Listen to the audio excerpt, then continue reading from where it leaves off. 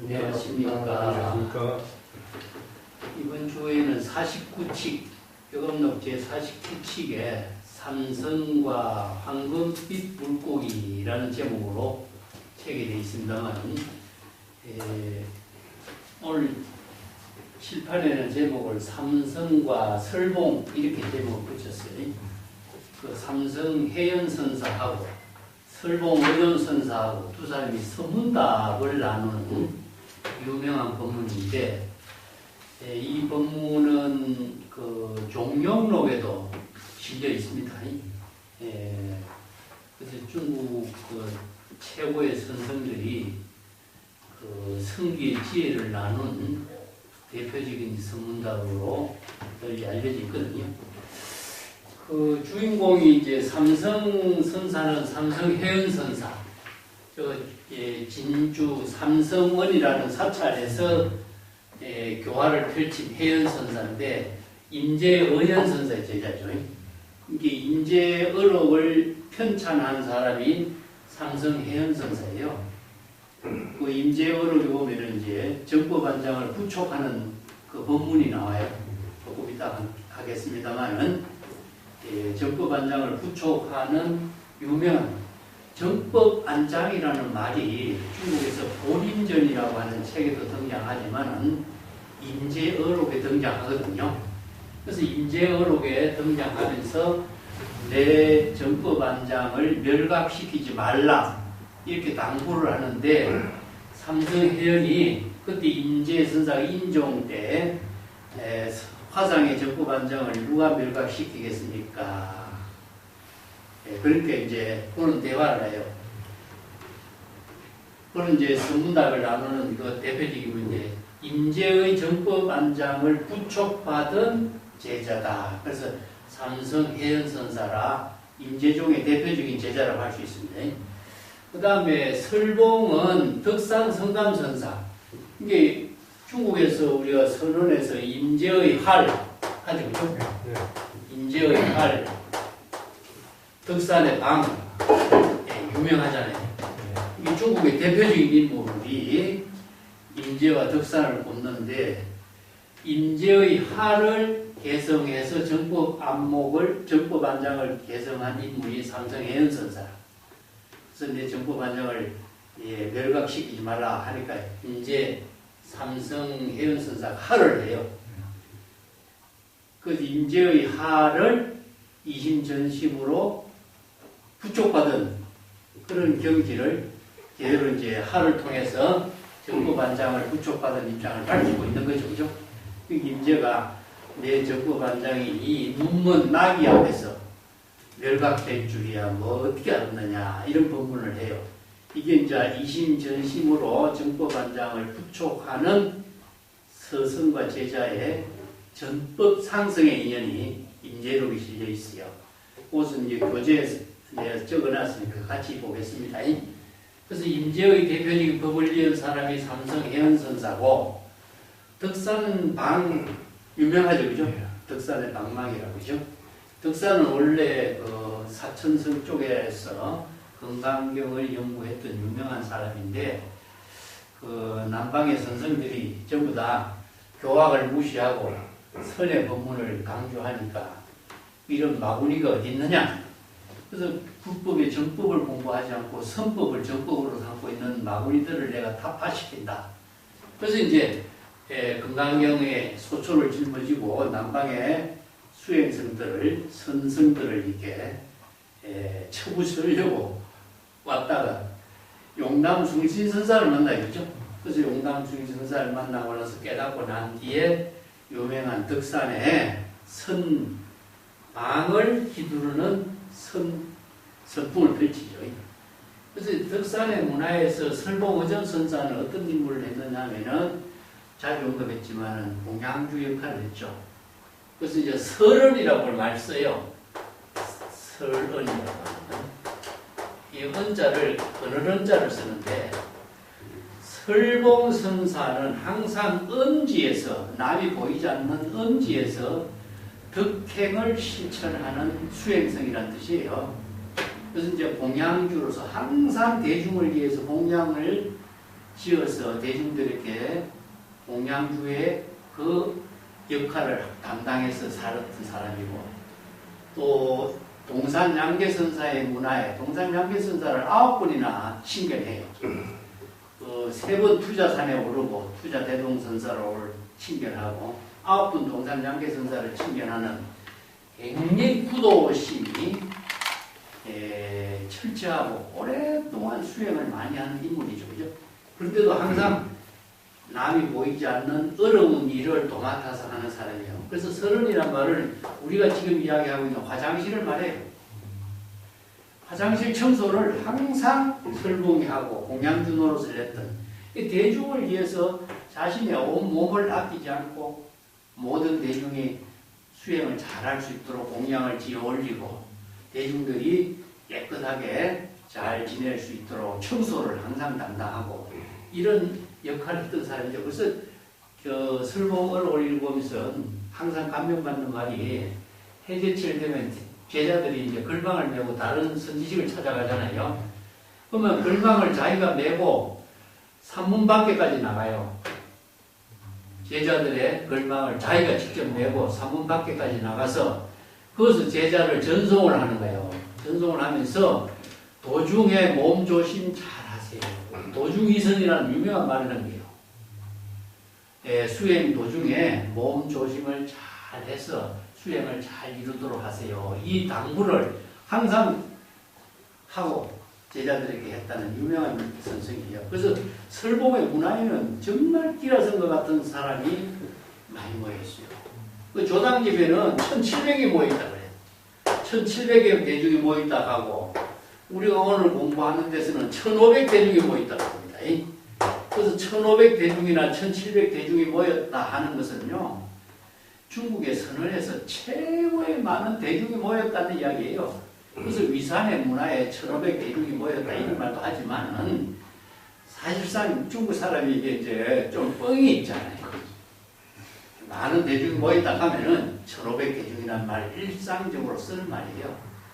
근데 설봉의 문화에 이렇게 많은 대중이 모였다는 것은 곡창지대에 살았고 또 대중들에게 많은 수행에 힘이 될 수 있는 역할을 많이 했고, 그래서 설봉보다도 더 뛰어난 덕산의 제자의 성감이 있지만 우남이가 이런 사람들은 많은 제자들이 없어요. 근데 설봉의 문화에는 이렇게 많은 제자들이 모인 인물들이죠.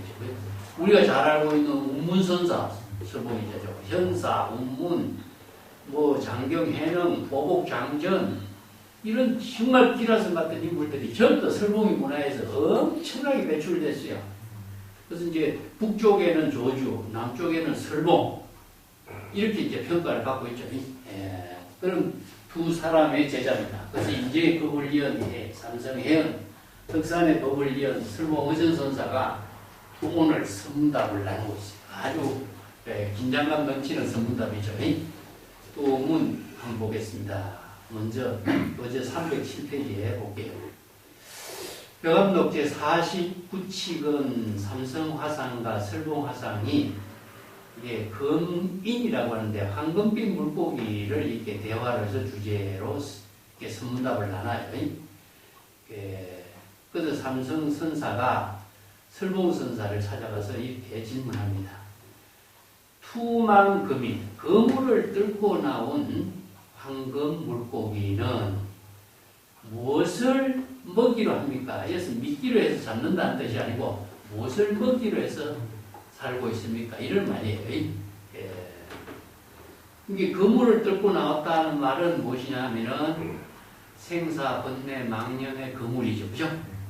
중생심으로 대상경계를 차별하고 분별하는 대상경계의 이체의 은설상, 명자상, 신년상, 또 탐진치 3도, 모든 영역의 중생심의 차별 경계상을 모두 초월한 경지를 말해요. 이걸 다른 말은 생사해탈의 거물이라. 생사해탈의 거물을 뚫고 나온 금민, 황금잉어죠. 황금잉어에 대해서는 보사가 있습니다만 이 보사는 나중에 다시 설명할게요. 중국의 황하의 우문 삼엽 있죠. 우문, 이제 우왕이 세운 그 용문 있죠, 용문. 세계의 그 황금 잉어가 용문을 3단 폭포를 거슬러 올라가면은 황금빛 잉어로 바뀐다. 이게 보통 잉어는 황금빛 잉어가 아닌데 용문의 3단 폭포를 거슬러 올라가는 잉어만이 황금빛 잉어다. 그래서 금일이란 말이 거기서 고사가 나와요. 근데 황금빛 잉어가 흙위에서 가만히 있지 않고 천둥과 물의 도움을 받아서 성천을 하는 거죠. 그러면은 구름이 일어나고 천둥이 일어나고 번개불이 튕기면서 황금잉어의 꼬리를 불태워. 그래서 성천에서 용이 돼서 자유자재한 경지를 이루는 이런 것을 등용문이라고 그러죠. 이 고사죠. 그 고사를 통해서 이 성문답을 하고 있습니다. 생사, 번뇌, 망령의 모든 거물을 뚫고 생사, 해탈을 이룬 황금빛 잉어는 해탈 열반의 경지를 이룬 잉어죠. 미심 이하 이식이요. 무엇을 먹고 먹이로 해서 살고 있습니까? 이런 뜻입니다. 이걸 질문한 거죠. 자, 여기서 중생심으로 살고 있는 세계에서는 중생심의 모든 세간법으로 차별, 경계, 언어, 문자, 언설, 담진치, 삼도, 오요구의 명예를 가지고 살고 있는 먹이로 갖고 있죠. 그러면 출세간의 지혜를 이룬 생사 해탈을 초월한 해탈 열반의 경지를 이룬 재불조사는 무엇을 먹이로 해서 살고 있느냐. 이런 말이죠. 그런 의미를 주고 보십니다. 그때 이제 설봉선사는 대여 출망내 향 여도하라. 이도하리라. 그대가 그물을 빠져나와 보라. 내가 그때 직접 말해주겠다. 이 대라고 하는 말을 써요. 이 대라고 하는 말. 이제 선문답에서 이 대라는 말은 특별한 의미를 두고 있어요. 그대가 그물을 뚫고 나온 경지를 직접 나에게 보여주어라. 제시해봐라.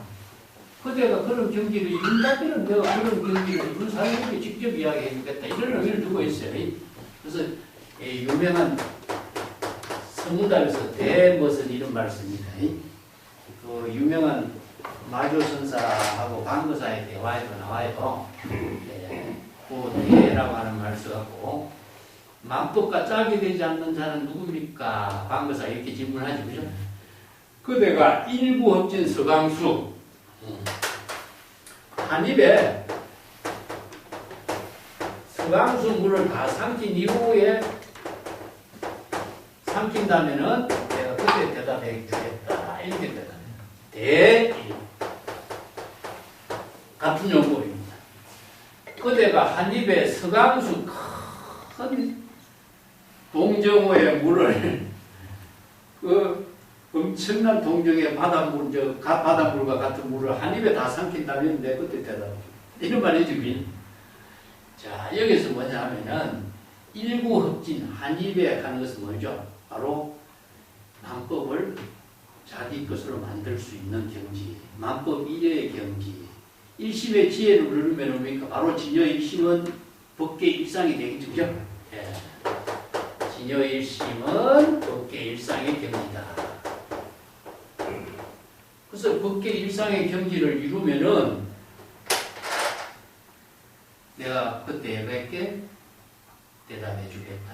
그대가 생사윤회 고통 해탈을 이룬 경지에서 내가 대답해 주지. 그대가 생사 해탈을 이루지 못한 경지에서 내가 이렇게 이야기한다들 그대가 알아듣겠느냐 이런 말이죠. 그죠? 이런 이제 선문답을 지금 두 번째 하고 있죠. 그렇게 이제 삼성은 또 그냥 가만히 있는 게 아니에요. 또 이 안목 없는 사람 같으면은 여기서 이제 물러설고 꼬리를 내리는데 삼성은 임재의 정법을 지은 사람이잖아요. 정법 안목을 부족한 인물이기 때문에 독자적인 안목을 가지고 지금 설봉을 찾아가서 지금 법거래하고 있는 거거든요. 그게 설봉 삼성이 뭐냐? 2500인 선지신이 화두야 불식이요. 자, 설봉 당시는 천하에 1500대중을 거느리는 유명한 선지식으로 잘 알려져 있는데 1500 선지식의 지도자라고 할 수 있는 유명한 선지식이 화두야 불식이다.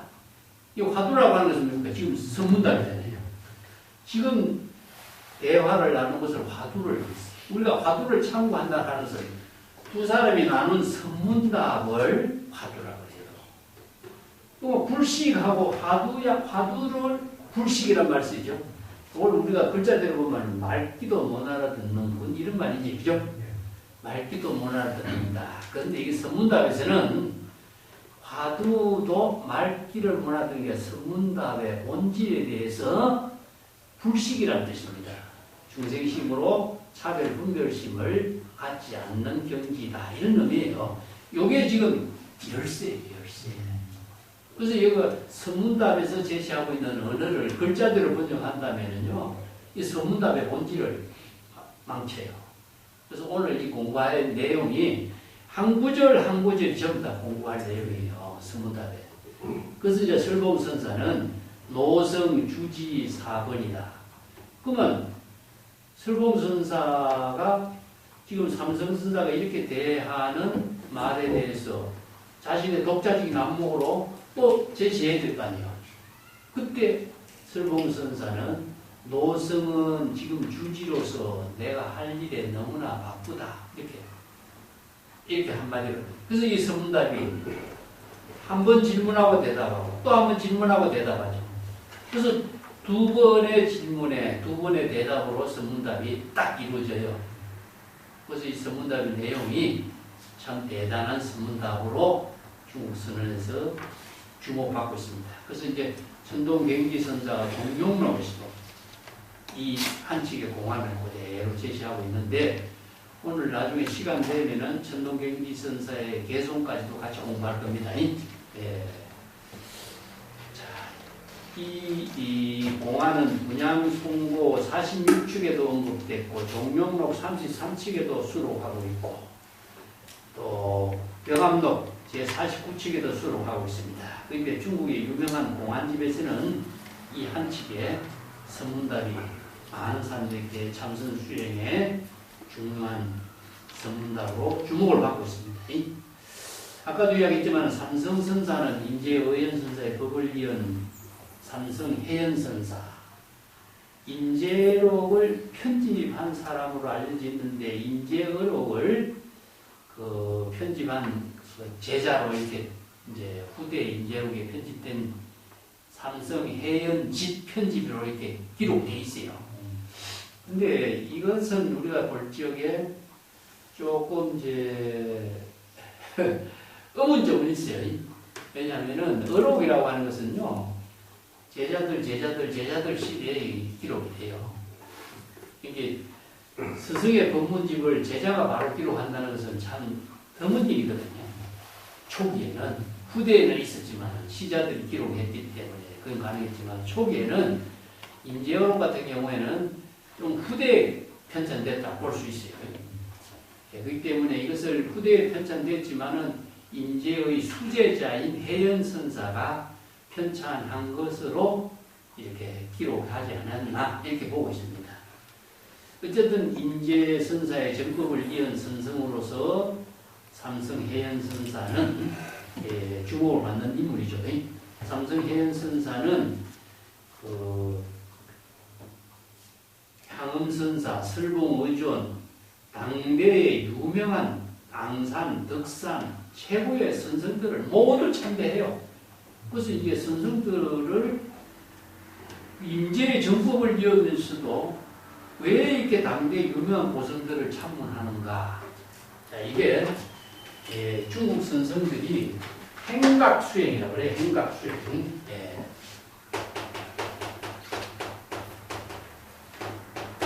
그래서 이걸 운수행각이라고 해요. 수행자들은 운수행각이라는 뜻이죠. 운수행각은 그냥 여기저기 다니면서 훌륭한 선지식을 참문하는 거예요. 선지식을 참문하면서 선지식이 지니고 있는 지혜와 인격과 덕을 한 철에 전부 다 자기 것으로 만드는 도적의 기질을 갖고 있다. 그래서 적기라고 해요. 적기. 예. 도적의 기질을 갖지 않으면은 선지식의 모든 지혜를 체득할 수가 없다. 이런 말을 써요. 이게 선지식은 각 산중에서 이제 선언을 열고 제자들을 지도하고 있는데 여기서 훌륭한 선지식은 이러한 행각 수행의 과정을 마친 사람들이죠. 거의 다. 이게 30년 행각 수행을 그 조주가 60의 행각 수행에 나섰다고 했잖아요. 이게 천하의 선지식을 참문해서 선지식이 지니고 있는 지혜, 예? 선지식이 지니고 있는 모든 인품, 선지식이 지니고 있는 모든 능력을 자기가 다 지금 훔쳐야 되는 거예요. 훔치. 자, 이것을 뭐냐면 행각 수행을 성태장량이라고 했습니다. 이 선에서는 성태장량.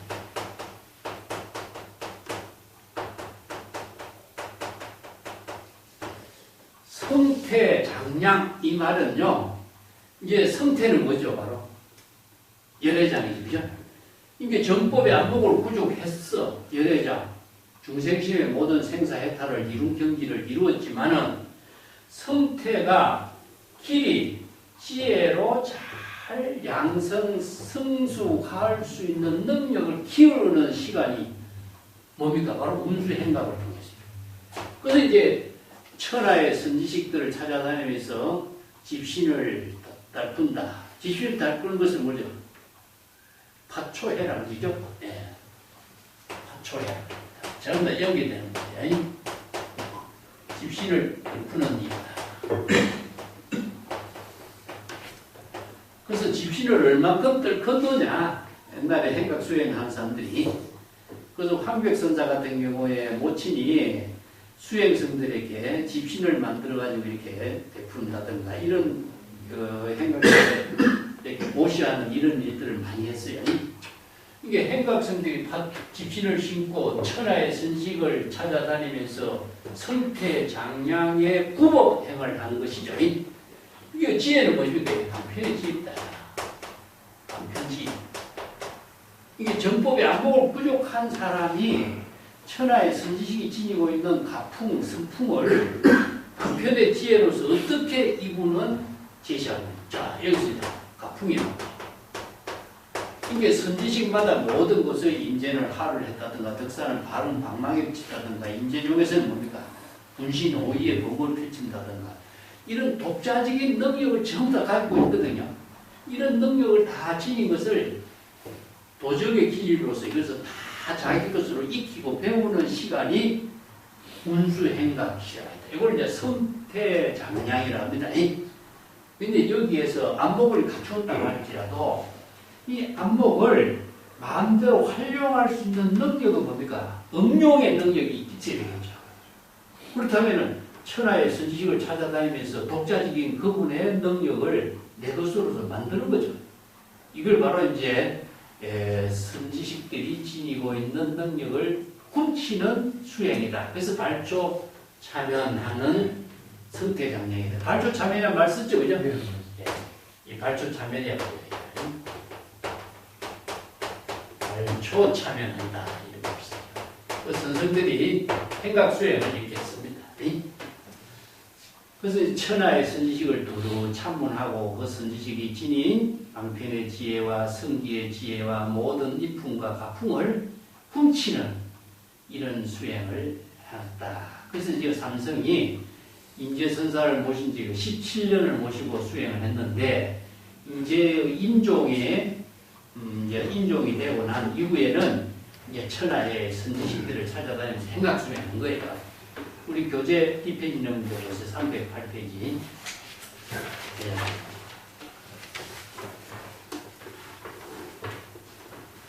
거기 보면 이제 인재선사하고 정법의 이야기가 나오죠. 그죠? 그 정법반장 구초기가 나오죠. 보셔 봅시다. 요거까지만 보고 수시로 가게 되십니다.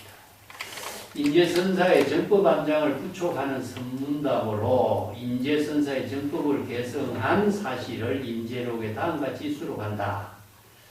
인재선사가 입적하려고 할 때에 벽의 길이에서 말했습니다. 내가 입적한 이후에 나의 정법안장을 멸각시키면 안 된다. 제자들에게 이제 당부한 거죠. 그죠? 이 정법안장이라는 말이 있어요. 내가 자주 쓰는 말인데,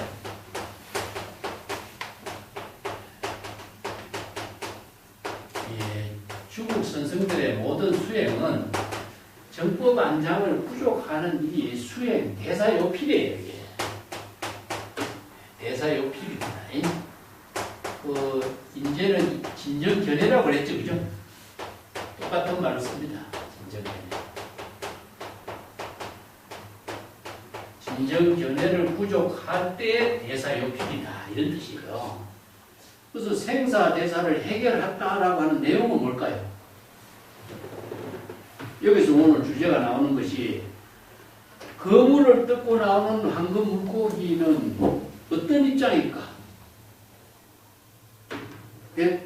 어떤 입장으로서 거물을 뜯고 나온 황금 이제 생사해탈한 거 아니에요? 생사해탈한 황금의 잉어는 어떤 경지를 말할까? 이와 같이 되어야 돼요. 새 거물을 뜯고 나오는 황금이 우리가 거물을 뜯고 나온다를 말할 적에 발심수행, 방편수행, 수행이 부족되고죠. 수행이 원만하게 다 실행될 때 가능하잖아요. 그러면 그 수행을 이루게 하는 여법수행, 여실수행을 할 수 있는 힘은 뭐죠? 정법안장이잖아요. 그러니까 궁극적으로 정법안장 진정견해를 갖추었다는 이야기죠. 그렇기 때문에 거물을 뜯고 나온 거 아니에요. 여기에 생사해탈이 이루어지는 거죠. 네. 생사해탈을 이룬 경지는 바로 정법안장은 부족했다는 이야기예요. 그렇기 때문에 생사해탈의 대사가 완전히 이루어진 것을 말하는 거죠. 대사요필이 된 거죠. 그래서 생사대사를 해결했다라고 하는 말은 궁극적으로 정법안장 진정견해를 원만하게 부족했다는 이야기죠. 여기서 이제 황금잉어가 거물을 뚫고 나온 황금잉어가 되었다라고 하는 말은 궁극적으로 뭐겠어요? 정법안장 진정견해를 부족했다는 소리 아니에요. 그래서 이제 삼성이 나는 인제선사의 문화에서 17년간 수행하면서 정법안장을 부족하듯 진정견해를 갖추었기 때문에 대사요필을 이루어서 황금잉어가 되어서 생사해탈을 이루고 거물을 벗어난 잉어다 이거예요. 자신의 입장을 밝힌 거예요. 근데 나와 같이 이 생사해탈을 이루고 정법안목을 부족하고 진정한 견해를 갖춘 이런 선지식에 대해서 화상은 나를 어떻게 대하겠느냐 이걸 질문하는 거죠. 이 때문에 여기에서 정법안장을 먼저 알아야 되겠죠. 그죠? 거의 삼성이 인재의 문화에서 정법안장을 부족해서 인가를 받았기 때문에. 그래서 이제 생사해탈을 이룬 경지가 뭡니까? 바로 투방. 생사, 번뇌, 망념의 거물을 전부 다 뚫고 나온 황금이 있는 거죠. 예. 거민인 겁니다. 그래서 삼성이 지금 자신의 입장을 이렇게 지금 밝힌 거거든요. 서문답에서는. 그래서 여기 정법안장이 인재의 인하에서 이루어진 그 서성과 제자의 이심전심으로 이루어진 사법관계를 봅시다. 308페이지. 인재선사가 입적하려고 할 때에 벽의 길에서 내가 입적한 이후에 나의 정법안장을 멸각시키면 안 된다 했어요. 그때 이제 삼성이 나와서 어찌 감히 화상의 정법안장을 멸각시킬 수 있겠습니까? 이렇게 대답해요. 그러니까 인재선사가 말해 뒷날 어떤 사람이 그대에게 불법의 대의를 묻는다면 그대는 무엇이라고 대답하겠는가? 확인해 보는 거죠. 그대가 정법안장을 부족했다면 내가 지금 질문한 말에 정법의 안목으로 바르게 제시해 볼 수 있겠는가? 이걸 지금 시험하는 거죠. 그렇게 삼성이 곧바로 할을 한 거예요. 할을 해요. 인재의 할. 그 할과 방의 의미는 뭐죠? 그래서 정법 안목을 부족한 할은 뭘까요? 임제가 왜 할을 했죠?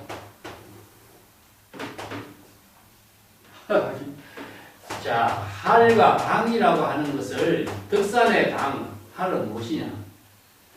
일체의 모든 생사 해탈의 지시였죠. 그죠? 할은 무엇인가? 바로 일체의 모든 은설, 명자, 신년삼으로 이루어지고 있는 중생심의 모든 것을 전부 다 날려버린 거 아니에요. 여기 바로 생사해탈하게 하는 그 작용이 뭐가 있어요? 할이잖아. 아니고. 이게 정법반장으로서 할을 하고 정법반장으로서 방을 취해야만이 생사해탈이 이루어지는 거잖아요. 안목이 없는 사람이 뭘 할을 하고 뭘 어떻게 이루는가 해서 이거 정법의 안목을 부족한 사람이 할을 하는 그 지혜 작용이 무엇인가가 여기서 정법 안정을 부족했느냐 안 했는가가 직접 드러내게 하는 거잖아요. 그래서 인제가 항상 할을 했다는 것은 일체의 은선, 문자, 차별, 분별심의 모든 사량 분별을 차단시키잖아요. 이게 뭐냐? 생사, 해탈을 이루도록 하는 본문이 인제는 할이었어요. 이게 정법의 안목으로 중생의 생사, 망념을 차단시키는 힘이 할이었잖아요. 안목을 갖추지 못한 사람은 이제 이 본문을 할 수 없는 거잖아요. 이게 인제의 독자적인 가풍을 이룬 선을 삼성이 직접 제시한 거죠. 스승이 제시한 할, 나도 그 경지의 할을 임재에게 하는 거죠. 임재에게. 이게 다른 사람에게 하는 것이 아니라 임재에게 배운 경지를 임재에게 제시해서 임재의 모든 정법안장을 날려버린 거예요. 정법안장을 멸각시키지 말라라고 하는 당부하는 말까지도 할로서 날려버린 거예요. 이게 말이 됩니까? 당부한 정법안장을 멸각시키고 임재의 정법안장이 어디 있어요? 그렇지. 그렇기 때문에 임재의 정법안장이라고 하는 말 그 자체도 날려버린 거예요. 할을 해서. 그러니까 삼성이 할을 하니까 임재가 하는 말이 나의 정법반장이 저 눈먼 당나귀한테서 멸각되어 버릴 줄을 누가 알았나. 여기서 한려라고 써요. 한려. 눈먼 당나귀라고 그러거든. 눈먼 당나귀라고 하는 것은 글자대로 보면은 안목 없는 당나귀라고 볼 수 있겠지만 이거는 눈먼 당나귀는 무심무사의 경지다. 네, 무심무사의 경지. 즉 성녀와든가 아니면은 목마라든가 목인이라든가 이것은 무심무사의 경지에 표현하거든요. 내가 지난번에 이야기했죠. 부처의 참된 법신은 흑원과 같다. 사물에 응해서 나타내는 지혜 작용이 물속에 비친 달과 같다. 이게 건강명의의 글이잖아요. 근데 조산선자는 뭐라 그러죠? 나귀가 우물을 쳐다보는 것과 같다. 무심무사의 입장이죠. 그러니까 조산이 그 말은 80%는 맞는 말이고 20%는 부족하다. 우물이 나귀를 쳐다보는 것과 같다. 이렇게 이야기하죠. 이게 더 철저한 거죠. 이거 바로 목인, 성녀, 이것은 무심무사의 경지다. 그래서 이제 선생들이 사용하고 있는 목인이라든가 성녀라든가 이것은 무심무사의 상징입니다. 이게 임재가 삼성을 보고 눈먼 당나귀라고 표현했죠. 무심무사의 경지를 이룬 입장을 표현해요. 내가 저 눈먼 당나귀한테 나의 정법반장이 멸각될 줄 뭘로 알았을까? 자, 이 말은요. 임재가 인정한 이 말은 임재의 정법반장이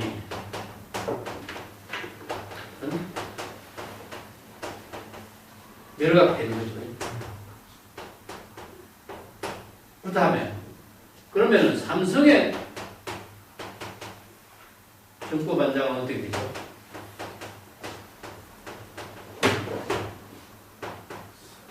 되살아나는 거죠. 이게 바로 이심전심인 거죠. 임재의 정법반장은 벌써 시절 인연이 다 됐고, 이제 삼성의 정법반장이 하를 통해서 되살아난 경지가 이루어진 거죠. 그게 임재의 한마디 법문이 이심전심 교회별전 정법반장의 부촉이죠. 이게 중국의 선성들의 법문 가운데 정법반장의 부촉을 이룬 법문은 임재와 삼성의 이 대화가 가장 유일한 거예요. 진정견해를 부족하다고 이런 법문을 많이 했지만 정법반장을 부족한 이야기를 삼성에게 제시한 이것은 처음이에요. 그러니까 삼성이 인사를 올립니다. 마지막으로. 그러고 나서 임재는 단정히 앉아서 입증했다. 그래서 임재의 모든 정법반장이 이어서 끝나고 그 삼성의 시대로서 삼성의 정법반장이 삼성의 불법이 새롭게 흥기된 그것을 이제 정법반장의 부촉의 인연이라고 해요. 그리고 이런 인연을 가지고 삼성의 임재의 정법반장을 부촉받아서 이심전심으로 개성한 이런 능력을 갖춘 사람이 지금 설봉선사를 칭견하러 간 거예요. 이게 뭐 칭견하러 왜 갔느냐? 바로 행각수행입니다. 행각수행의 의미는 뭐였죠? 성태장량이다. 이게 천하의 선지식을 두루두루 행각수행하면서 선하의 선지식이 지니고 있는 가풍, 방편의 지혜, 덕성, 종지, 종풍을 전부 다 자기 것으로 만들기 위해서 도둑질하러 다니는 거예요, 사실은. 이게 이제 선문답이 이루어지고 있는 내용입니다. 자, 이걸 수시 본문을 한번 봅시다. 수시. 본칙은 이제 이렇게 내용을 조금 이해했으니까 수시 본문을 통해서 본칙을 다시 한번 정리하도록 하겠습니다. 수시에 7,8혈 참고 팔기 해놨죠, 그죠? 이제 삼성선사가 큰 장군으로서 지금 설봉선사의 진영에 쳐들어간 것을 장군의 기질로 쳐들어간 것을 지금 표현해요. 작가 선지식을 찾아가는 것은 큰 장군의 기질을 갖지 않고 용기를 갖지 않고 지혜와 용맹을 갖추지 않고서는 찾아갈 수 없는 거거든요. 그러니까 삼성은 이런 큰 장군의 능력을 갖추고 설봉선사의 그 아성을 지금 찾아간 것을 이렇게 표현해요.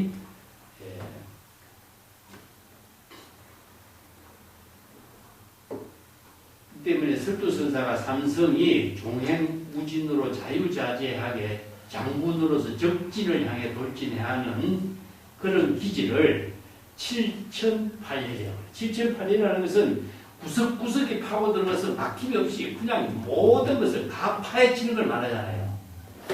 우리가 그릇이 깨지면은 실화팔열이라고 그러잖아요. 이게 성을 침입해 들어가서 구석구석이 하나도 막힘없이 전부 다 뒤집어가지고 적군의 모든 성을 함락해버리는 것을 7,800. 그리고 창고라는 것은 적군이 사용하고 있는 북을 뺏어버리고 적군이 세운 깃발을 뺏어버리는 거예요. 그러면 뭐죠?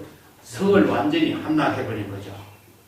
그 삼성선사가 설봉선사의 선문을 치고 들어가서 대장군으로서 대선지식으로서 용맹을 떨치는 것을 이렇게 표현한 거예요. 그걸 진짜 삼성의 표현이고, 요건 이제 설봉의 입장이다. 백잡천중에 천전고불하다. 백잡천중이라는 것은 성주의를 요새처럼 만드는 것을 말해요. 모든 성을 우리가 성 주변에 어떻게 씁니까? 강을 파고 사모를 만들고 적군이 못 들어오도록 구석구석이 수의대가 막을 수 있는 여러 가지 장치를 해두잖아요. 이게 성 주변을 일본 성 같은 데는 보니까 성 옆에다만 강을 파고 물이 흐르게 하고 물을 못 건너게 하고 막 여러 가지 성벽을 보호하는 여러 가지 장치를 하는 것을 백작천중이라고 해요. 성을 보호하기 위해서 많은 장치를 해두는 것을 표현하는 거죠. 전후를 천고 앞뒤에 좌우를 마음대로 살펴보는데 조금도 방심하지 않고 어느 쪽에서 어느 적이 들어오는가를 한눈에 다 꿰뚫어 볼 수 있도록 설봉선사는 철옹성의 병을 만들고 있다. 자, 삼성은 장군으로서 성을 함락하려고 온갖 용기를 다해서 장군으로서 뛰어들어가고 성의 구석구석을 다 뒤집어버리고, 설봉은 일체의 모든 적이 오는 것을 하나도 못 들어오도록 철옹성의 병을 잘 보호하고 있는 입장이다. 두 사람이 이런 입장입니다. 이게 바로 이제 적과 적을 막는 장군과 이 관계를 이렇게 장군과 군가들의 싸움을 이렇게 표현해놨습니다. 그 삼성과 설봉의 문화의 선분답을 제시한 성기의 지혜작용을 이렇게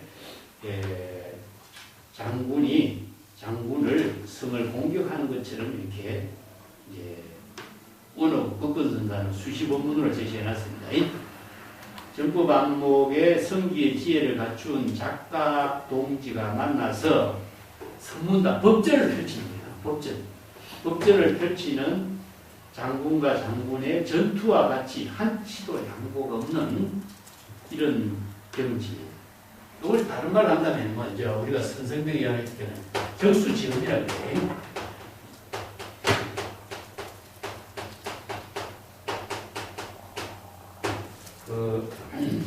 중국의 선생들은 이걸 선문답을 하고 할 적에 적수지음이 이 바둑의 적수를 말하거든요. 예. 성기불량이라고 이런 말씀입니다. 성기의 지혜는 스승에게 누구에게도 양보하지 않는다 이런 뜻입니다. 성기불량. 바둑의 적수가 만났을 적에 적수와 적수끼리 만나면은 한치의 양보도 없는 거죠. 이게 바둑은 승부를 중심으로 해서 이루어지지만 선문답도 이게 싸움에 이기고 지고 하는 승부와 같지만은 지혜의 대결이거든요. 지혜의 대결. 이게 성기의 양보라고 하는 것은 있을 수가 없다. 이게 그 성기불량이란 말은 원래 그 공자가 당인불량의사란 말에서 나와요. 논어에 인의를 행하는 일에서는 불량의사다. 스승에게도 양보하지 않는다. 이 말에서 이제 이 근거를 했는데, 그 중국 선생들은 이 성기의 지혜는 스승에게도 양보하지 않는다. 이 말로 써요. 자, 여기 적수지음은 적수끼리, 이제 선생들도 서로 안목을 갖춘 적수가 지음 관계가 되겠죠. 똑같이 적법의 안목을 부족한 사람만이 선문답을 나눌 수가 있으니까. 그런데 여기 성기불량이라고 하는 말은 스승에게도 양보하지 않는다. 이 성기는 뭐겠냐? 지금 여기 자기의 본분사 일이 있다나요. 자, 지금 여기 자기 본분사에 지혜로운 작가의 일이기 때문에 이 작가의 일을 자기가 어떻게 양보할 수 있겠어요? 물려줄 수도 없고 한치의 양보도 할 수 없는 거죠. 근데 지금 여기 자기 본문사의 일로서 스승과 제자의 대화가 이루어지는 거지. 그래서 여기서 양보할 수 있는 일이 있을 수가 없는 거다. 이걸 바로 적진을 파고 들어가는 장군에다 비유한 거예요. 예. 참 이런 말들이 선생들이 그 선의 법문이라든가 이것은 다른 것은 양보할 수 있지만은 지혜로운 삶을 이루는 자기 본분사의 노력이라는 것은 양보할 수 없는 것이다. 참 대단한 거죠. 이런 대화로서 선문답을 지금 하고 있다. 스승과 제자, 이거 삼성과 설봉의 이야기로 이렇게 하고 있습니다. 그 다음에 그 호두하고 수호미한, 이게 뭔가 호랑이의 머리를 걸터 앉았고, 또 그뿐만 아니라 호랑이 꼬리까지도 내 마음대로 다 거두어 드립니다. 그러니까 두미죠, 두미.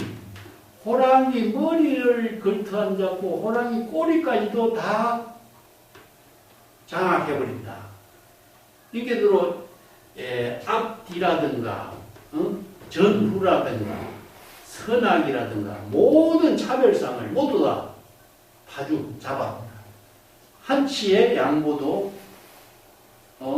허술한 점이 없이, 이런 뜻이죠. 그리고 이것은 뭡니까? 호랑이를 붙잡아서 머리와 꼬리를 다 제압한다 하는 것은 어떤 사람이죠? 옛날 같으면은 큰 역발상 같은 힘을 가진 사람이겠죠. 그죠? 이런 세간에서 이러한 뛰어난 사람, 용기가 있는 사람, 대단한 기운을 갖춘 사람, 그런 사람이라고도 이런 사람을 작가라고 할 수 있느냐? 작가라고 할 수 없다. 세간에서는 호랑이를 붙잡고 호랑이를 마음대로 갖고 있을지라도 선성으로서는 작가라고 인정하지 않는다. 이런 말이야.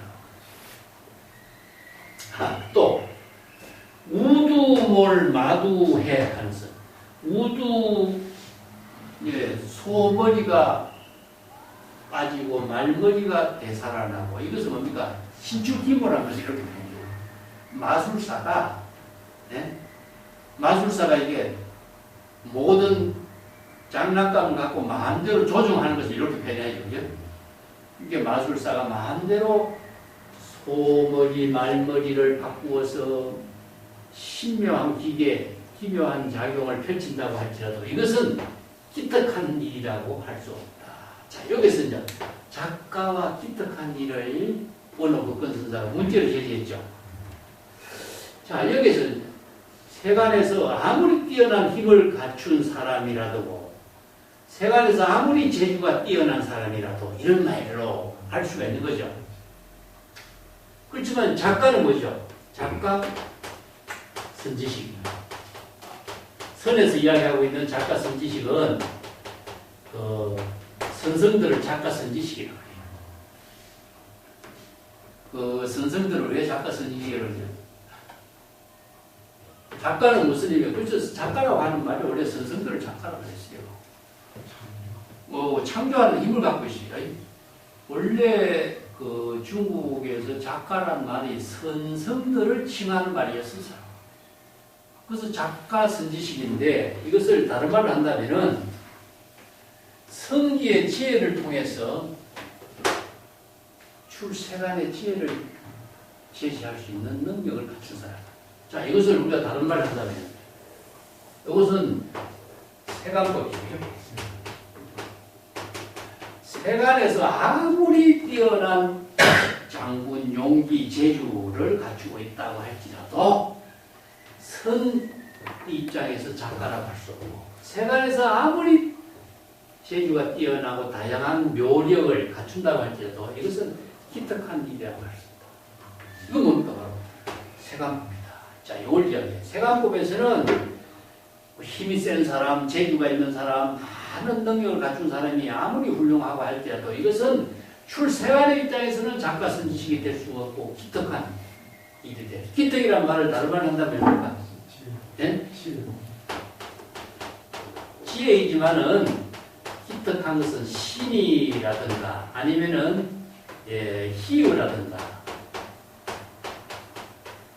불가사의라든가 이런 말이죠. 그죠?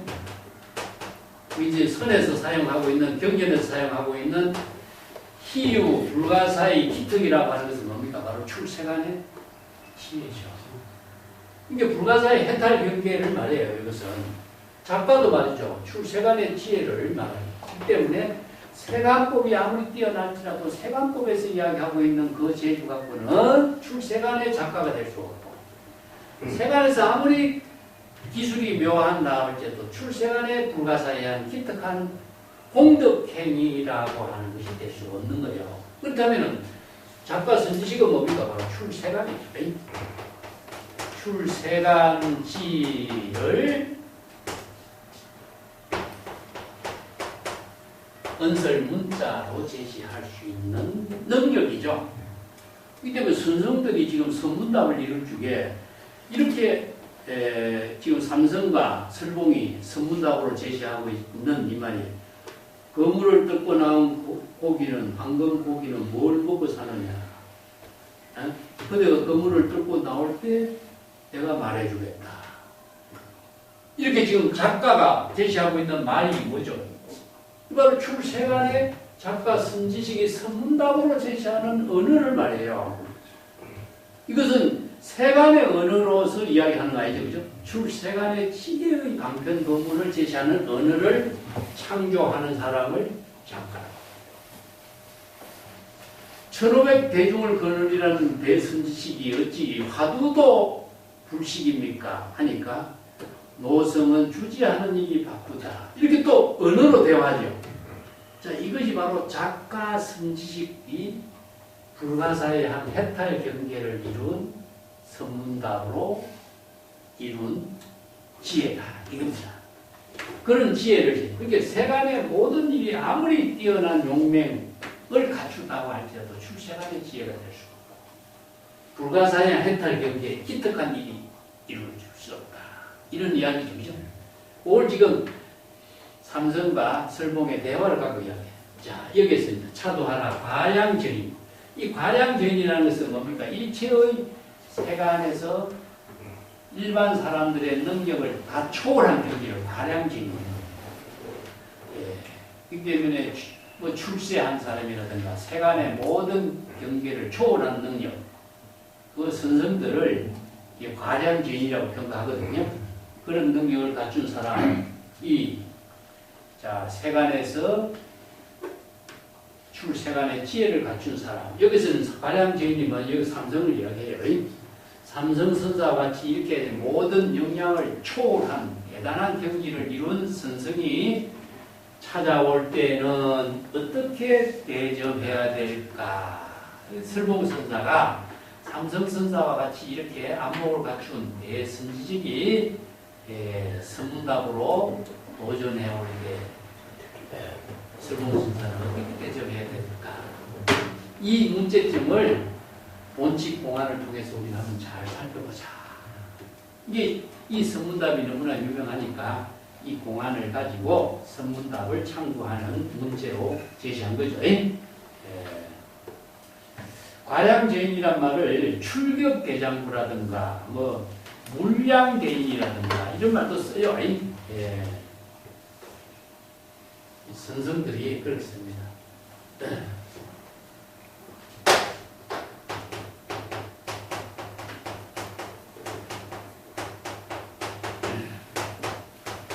모든 벽을 다 초월한 사람. 뭐 이런 말들이 이제 물량대인이라든가 출격대장물이라든가 이런 말들 이제 쓰기도 하고 몰량대인이라고도 써요. 몰량대인, 과량죄인 이름 다 같은 말을 이렇게 씁니다. 삼성선사와 같이 일체의 모든 경계를 다 초월한 과량죄인이 올 때 어떻게 대접해야 할까? 그 일반인들과는 다른 작가 선지식으로서 그 안목을 갖춘 사람의 대화를 설봉선사를 어떻게 대접하고 있는가? 설봉선사의 그 대답을 통해서 이제 원칙 공안을 참고해보자. 이런 의미죠. 삼성선사도 이제 인재선사의 법을 읽고 정법의 안목을 부족했지만은 제방의 천하선지식을 두루 편력 수행하고 운수납자의 행각 수행하고 성태장량으로 선지식을 참문하는 행각 수행하면서 이제 설봉선사를 찾아가서 지금 선문답을 나누고 있는 거죠. 자, 거기에 교재 308페이지 한번 봅시다. 308페이지. 일단은 원호 선사가 평창에도 언급한 것처럼 정법안장 불법의 대의를 채덕해서 정법의 안목을 바로 볼 수 있는 지혜, 안목을 부족한 선성이다. 인재 선사가 채덕한 정법안장은 누구에게도 멸각시킬 수가 없는 것처럼 각자가 정법안장은 부족해야 정법안장을 개성할 수가 있는 것이고, 삼성의 일할은 인재의 선품과 정법을 개성한 지혜의 묘용인 것이다. 그래서 이제 삼성이 행각 수행할 때 설공에게 찾아가서 거물을 뚫고 나온 황금빛 물고기는 무엇을 먹이로 해야 됩니까? 이렇게 문제를 던진 거죠.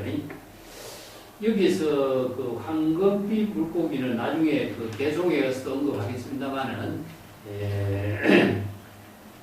그 보통 수행을 초월해서 이게 잉어가 3단 폭포를 뚫고 올라가면은 보통 잉어가 아니라 금빛 잉어로 보인다. 이렇게 이제 표현해요. 이것은 이제 투망을 뚫고 나간다 하면서, 투망은 중생심 육근과 육식의 대상 경계의 모든 생사 인내의 거물을 다 뚫고 나온 거죠. 그죠? 이 때문에 이 거물을 투망, 거물을 뚫고 나왔다. 이렇게 표현해요. 거물을 뚫고 나온 것은 생사, 망령, 육근, 육진으로 대상 경계의 모든 거물을 다 초월한 생사 해탈의 입장을 표현하고 있습니다. 오욕 칠정의 거물이기도 하고, 은설상, 명자상의 모든 거물이기도 하고, 성병을 다 초월한 거물이기도 하고, 여러 가지 불교에서 이야기하는 중생심의 망념의 거물을 저렇게 포용해서 표현하는데, 거물을 뚫고 나온 물고기는, 황금 물고기는 무엇을 먹이로 할까? 이하 이식이란 말이죠. 네.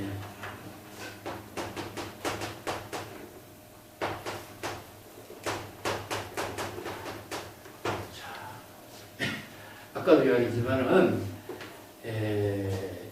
중생의 세계에서는 모든 차별상을 대상으로 살고 있잖아요. 그러면 출생활에 거물을 뜯고 난 거민이니까, 황금 물고기니까,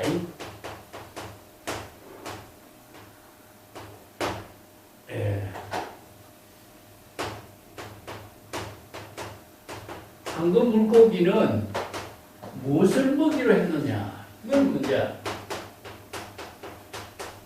출생한지의 세계, 재불요래는 그러면 무엇을 먹이로 할까? 우리가 유마경에 보면은 그 중향국의 향적이란 말 쓰죠. 향적 국토에 향적, 향반이란 말 나오지, 향반. 에?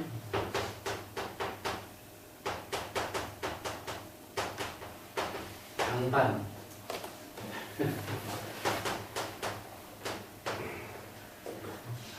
또 다른 말로 하면 법피 선열시.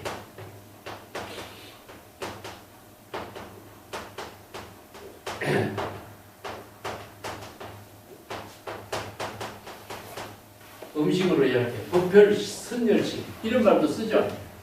뭐 향반, 법피 선열시. 자, 생활의 지혜의 입장에서는 음식을 대상으로 먹는 오염락의 모든 세계를 초월한 경지니까 재물열의 급신의 지혜로 이루어지는 세계는 법비 선열의 법락을 이루는 시기, 법비 선열식 이런 말을 쓰죠. 그죠? 이 때문에 출세간지를 이렇게 표현하죠.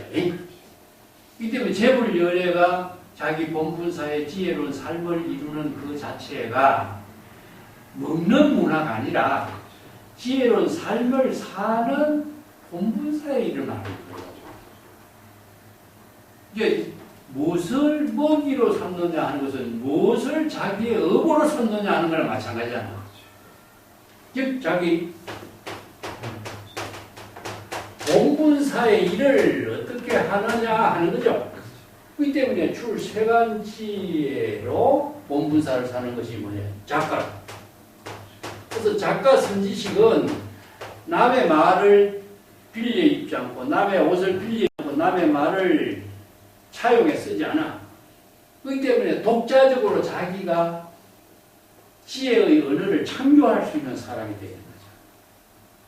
이게 중국 선생들이 어록에서 많은 언어를 창조해냈잖아요. 경전에서도 재불조사가 경전에서 출세간의 방편 지혜의 언어를 창조했지만 중국의 선생들은 어록에서 수없이 많은 방편 법문을 출세간 지혜의 언어를 창조했잖아요. 그렇기 때문에 남의 옷을 빌려 입지 않는다 하는 말은 독자적인 방편의 지혜를 스스로 창조해서 자신의 지혜로운 삶을 본분사로 한다. 이게 먹는다라고 하는 것을 우리가 음식을 먹는 데다가 죽지 못하면 아니고 무엇을 자기 본분사의 일로 삼고 있느냐,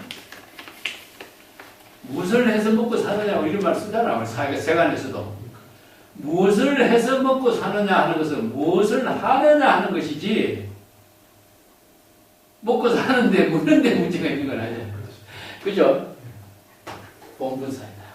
그래서 본분사의 일은 독자적인 방편 지혜로 자기의 삶을 창조하는 것. 그래서 무주의 근본에서 일체법을 건립한다. 이 말이죠. 그래서 일심의 지혜로 자기 본분사 일을 창조하는 삶을 사는 경지를 말한다. 이렇게 봅니다. 그래서 대영양인이라든가 절학무의 한도인이라든가 과장지인이라든가 이런 사람은 출세간의 지혜로 자기 본분사 일을 창조해서 살 수 있는 능력을 갖고 있다. 중국에서 이거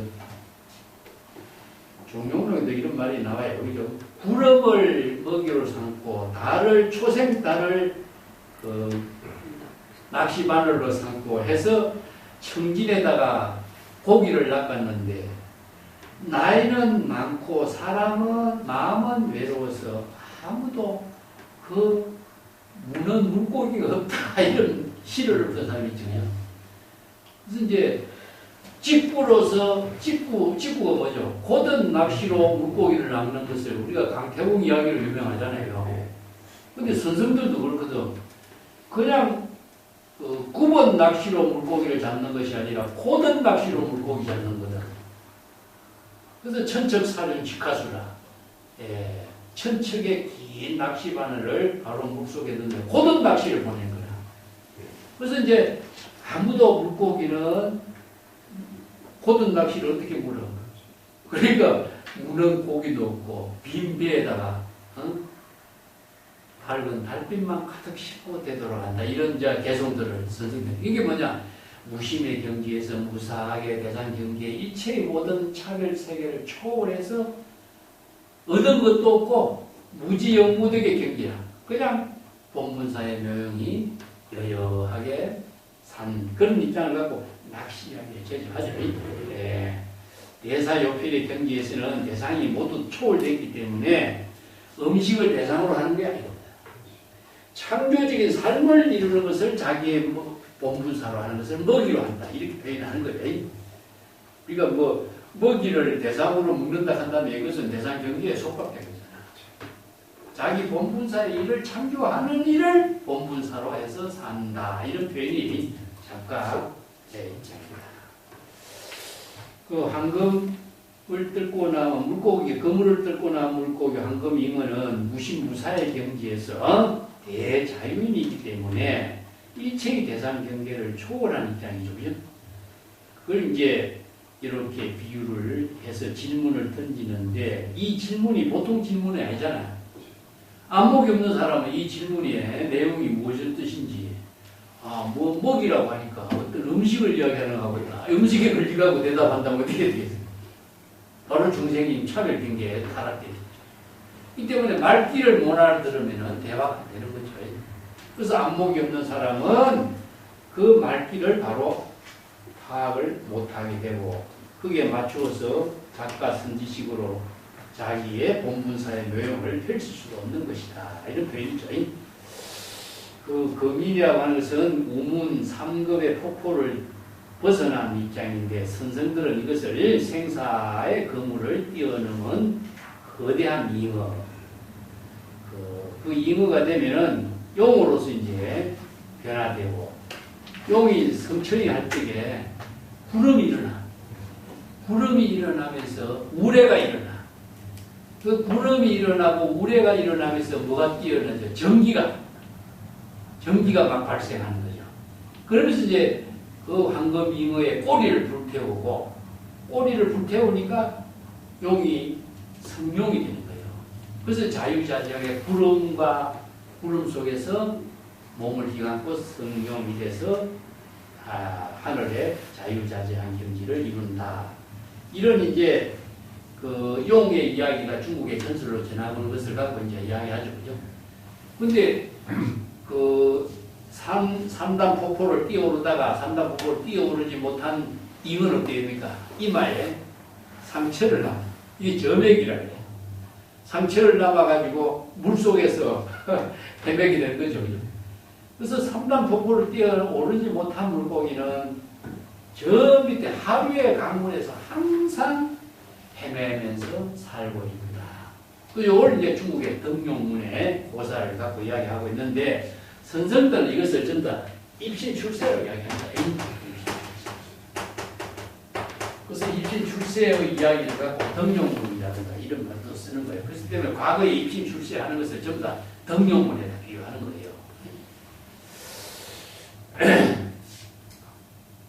거미는 이제 황금 물고기로 성기에 뛰어난 안목, 정법의 안목을 구축한 선성을 비유한 말이다. 그래서 황금 물고기는 불법이나 계율이나 규칙이나 깨달음의 틀까지도 완전히 초월한 자유자재한 선성을 비유한 말이기 때문에 과량전이다. 원어북권 선도 그렇게 이제 표현했죠. 몰량전이다, 과량전이다 이런 말이 전부 다 일체의 모든 대상 경계나 차별을 모두 초월한 경지다. 그래서 삼성이 직접 이제 일체의 그물을 뚫고 나온 황금 물고기의 입장에서 나와 같이 정법의 안목을 부족해서 일체의 생사윤회의 해탈을 초월한 안목을 갖춘 사람은 어떻게 지도하겠는가. 이제 그걸 이제 장군이 돼가지고 그 설봉의 성에 침입한 것을 이렇게 표현하고 있죠. 근데 설봉선사는 어떻게 합니까? 그대가 대여 출망매하라 향여하라 대란 말 붙이고 그대가 그물 밖에 한번 뛰쳐나와봐라. 내가 그러면은 그대에게 대답하겠다. 이렇게 대자를 붙여요. 아까도 이야기했지만 대라고 하는 말은 선문답에서 그런 경지를 직접 나에게 한번 제시해보라는 뜻이에요. 출망해봐라. 망에서 벗어나봐라. 그대가 망에서 벗어나온 경지를 직접 나에게 보여봐라. 이런 말입니다.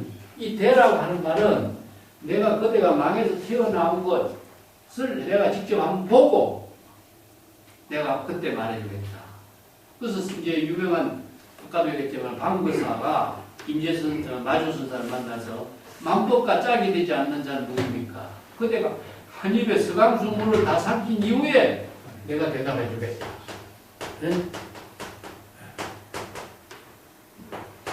일구업진 서강수죠.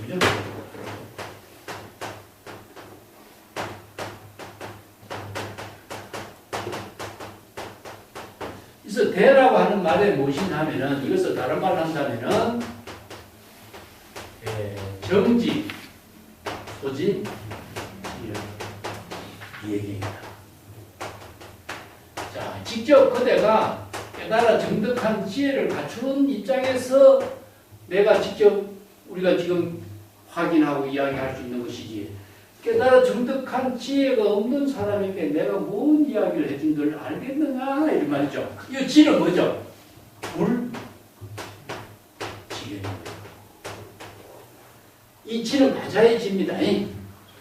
깨달아 정득한 것은 무엇이냐? 이게 바로 체험에서 체득한 입장이고 깨달아서 정득해서 반야의 지혜를 부족한 것은 불지견이 갖추어진 입장이라. 그래서 내가 아무리 이야기해도 그대가 안목이 없는 사람이 출세간의 지혜를 제시한 이 본문을 이해하겠느냐.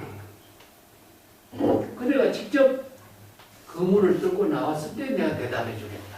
이게 이 대답이 얼마나 뛰어납니까? 문제를 본인에게 되돌리는 거죠. 이게 선문답이 이런 작가의 안목이 성기의 지혜가 자기 본분사인데도 이 자기가 창조한 언어로서 출생안의 지혜를 제시하고 있잖아요. 이 남의 말을 빌려서 하는 건 아니잖아. 이게 작가 선지식이 아니면은 이런 말을 나눌 수가 없죠. 그래서 정법의 안목을 구조 입장을 그대가 직접 나에게 한번 보여봐라. 이게 어떻게 보여주겠어요? 내가 이런 질문할 테니까 안목 있는 사람은 안목 있는 대화로 작가로서 나에게 또 다시 한번 밝게 되겠다. 그러니까 다시 이제 그대가 향상일로의 해탈 열반의 경지를 이룬 경지를 직접 나에게 한번 제시해봐라. 이게 바로 경지소. 그렇지 않은 사람에게 무슨 대화를 하겠느냐. 이런 말이겠죠. 그죠? 예. 그래서 방금 물고기에 뜰고 나왔다고 이야기했는데 그 뜰고 나왔다고 말만 하지 말고 직접 그것을 나에게 제시해봐라. 그런 이제 대화로서 나는 가볍게 언수했죠. 예. 내가 방거사 이야기 책에 써놨습니다만은 그래서 이제 직접 그런 경지를 이게 뭐냐 맹랑자지라 물을 마시고 직접 그대 깨달아서 해서 그런 경지를 이루는 것 만법과 하나 된 경지를 체득한 입장에서 아상 인상을 다 초월한 경지에서 작가 선지식으로서 그런 경지를 대화가 되어야 된다 하는 것을 이야기하죠. 삼성이 진짜 황금잉어라고 한다면은 내가 던진 그 황금잉어의 그물을 뜯고 나와라. 지금 그 잉어가 내가 던진 이 그물을 직접 설공선사가 던진 그물을 뜯고 나와보라 이거죠. 예. 그렇게 삼성선사는 뭐라 그랬습니까?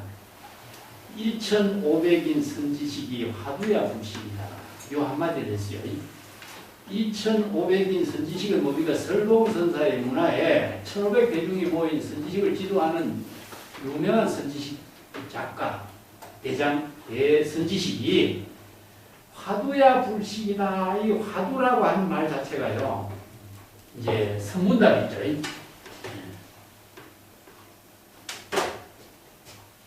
우리가 참선 수행할 적에 전부 다 이 화두란 말을 쓰는데, 선문답을 화두라고 합니다. 다른 말로 하면 선문답을 상냥이라고 해요.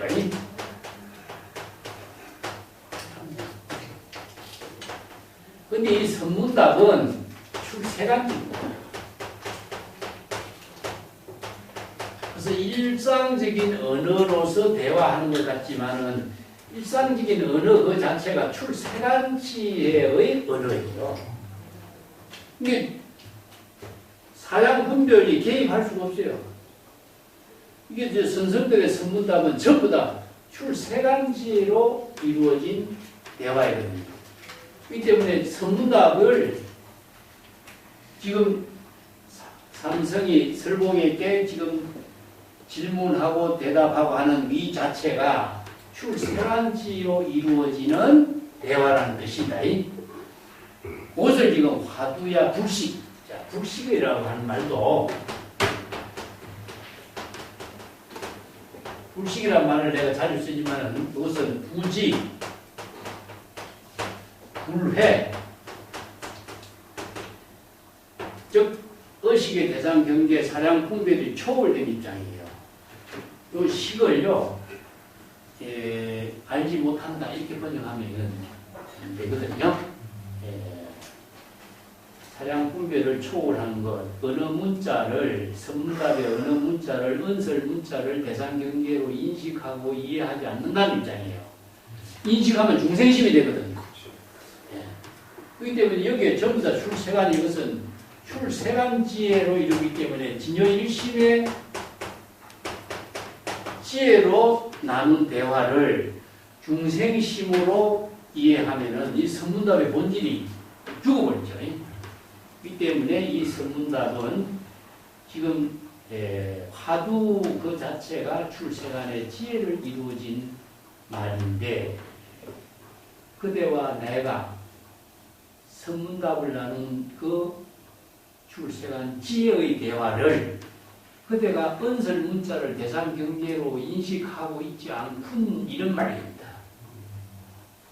그렇기 때문에 그때는 진정한 그 선지식의 안목을 갖춘 사람이다. 이런 이제 표현을 이렇게 이야기하는 거예요. 또 그 비슷한 그 내용의 하나 개성을 하나 내가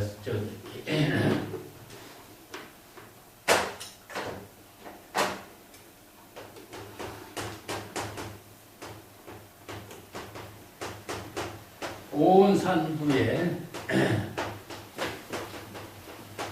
일단 보면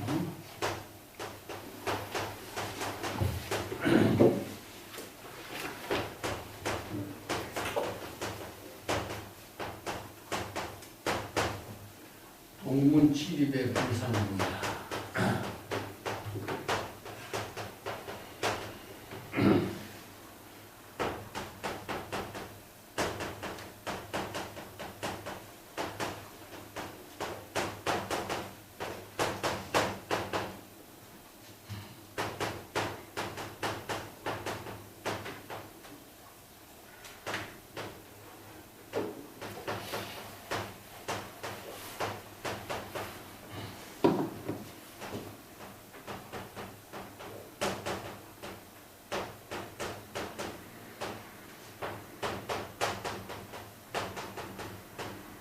불식이란 말 때문에 내가 그걸 쓰는 겁니다.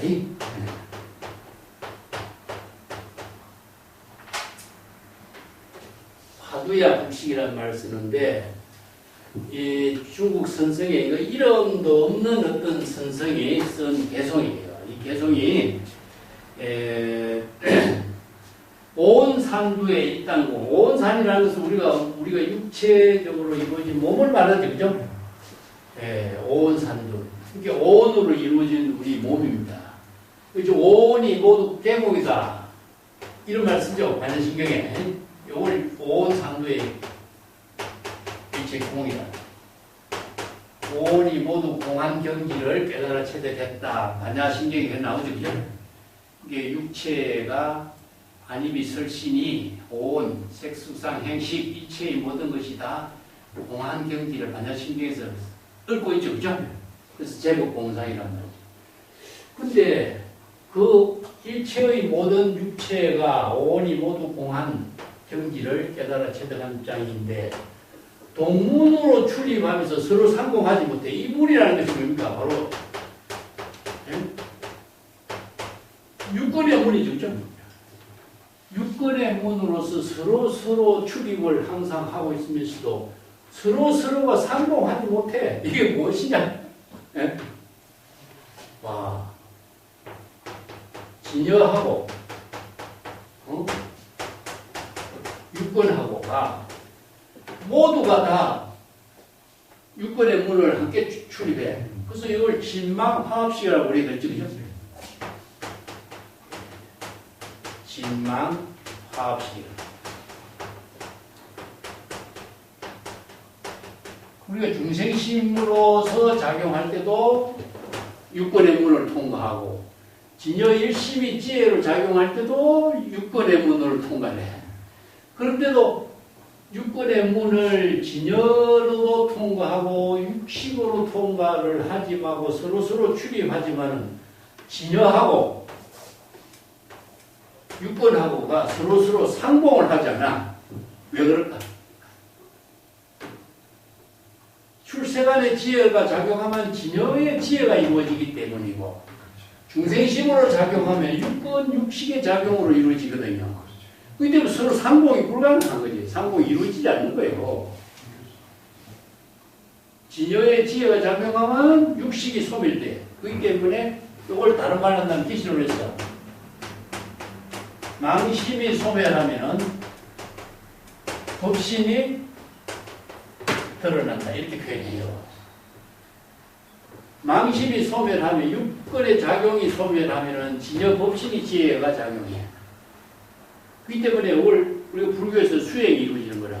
망심을 소멸하는 것이 뭐니까 바로 발심 수행하면은 망심이 소멸돼.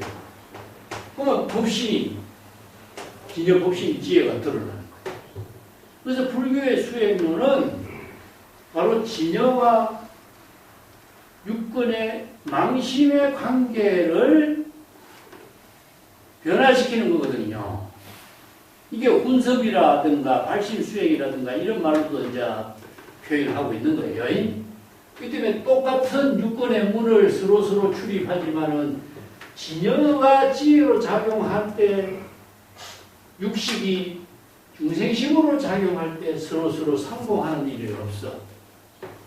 그래서 무량법내로 지금까지 무량법내는 무시 이래로 뜻입니다.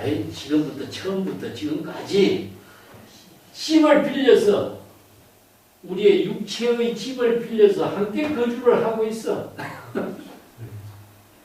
우리의 육체의 몸을 빌려가지고 함께 거주를 하고 있지만은 항상 이러는 곳마다 어디 지금 여기죠.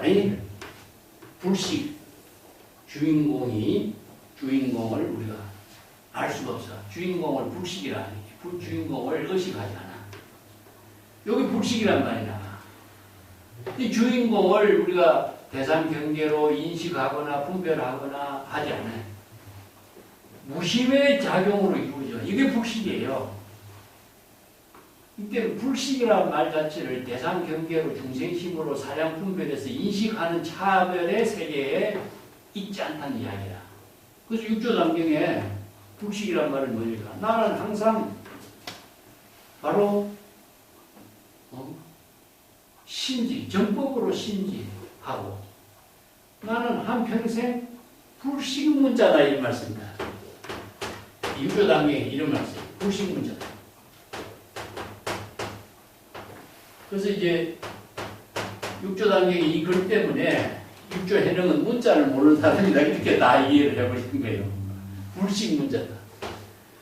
은설 문자를 대상으로 인식하면은 육조해능은 중생이지 재불조사가 될 수가 없어요. 알마대사와 양부대에 만나서 그러죠. 나와 마주하는 그대 누구시오? 불식하죠. 그대는 양무제 황제 아니요 이렇게 말하면 달마 대사가 조사가 될 수가 없어요. 중생이지. 이게 문자를 불식이다 하는 것은 문자를 불식이란 말은 은설 문자를 자유자재로 사용하지만 은설 문자의 대상 경계에 속박되고 인식되고 차별 경계에 떨어지지 않는다는 소리입니다. 인언견언이라 인언견언 언어를 사용하고 덕이망언이라 언어를 초월한 경지에서 본분사의 지혜로운 삶을 살고 있는 것을 이렇게 표현해요. 지금 불식이란 말이나 불기라든가 이런 말이 전부 다 어록을 보는 사람들이 다 오역이 생기는 것이 이런 내용이죠.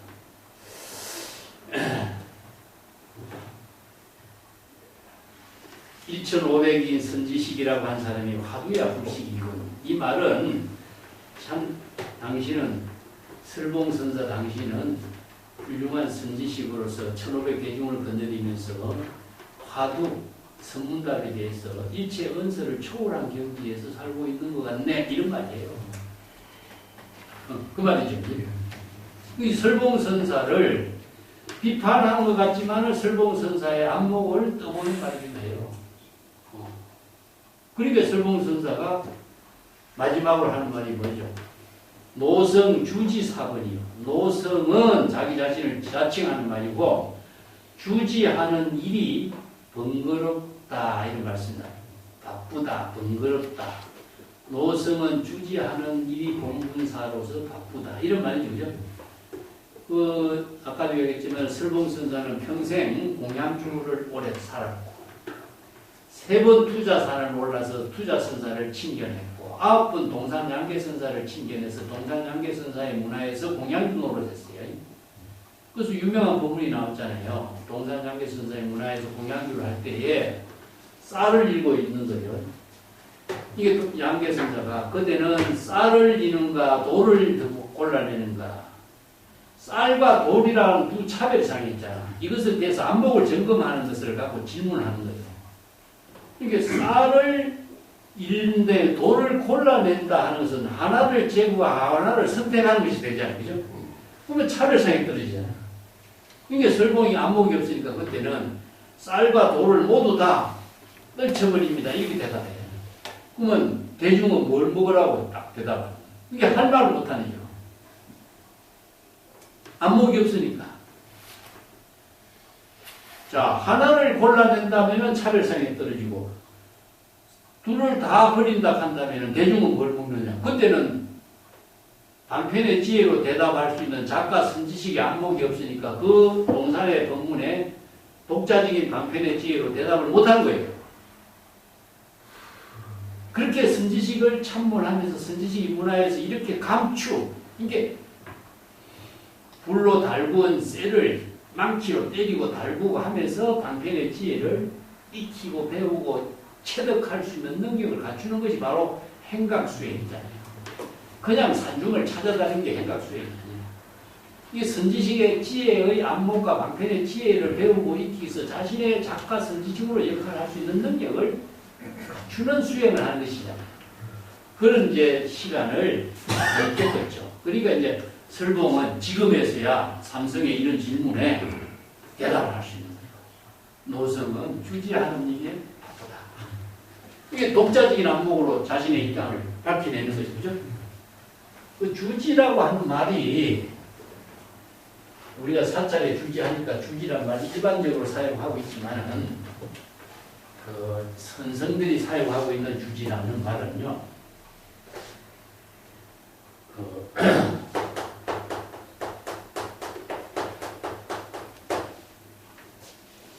우리나라에서 지금 사찰의 주지를 주지라고 그래요. 그런데 일본에서는요, 사찰의 주지를 주직이라고 해요. 직책을 맡는 사람을 주직이라고 해요. 그런데 우리나라에서 주지라고 하는 말은 선의 가풍을 지었어요.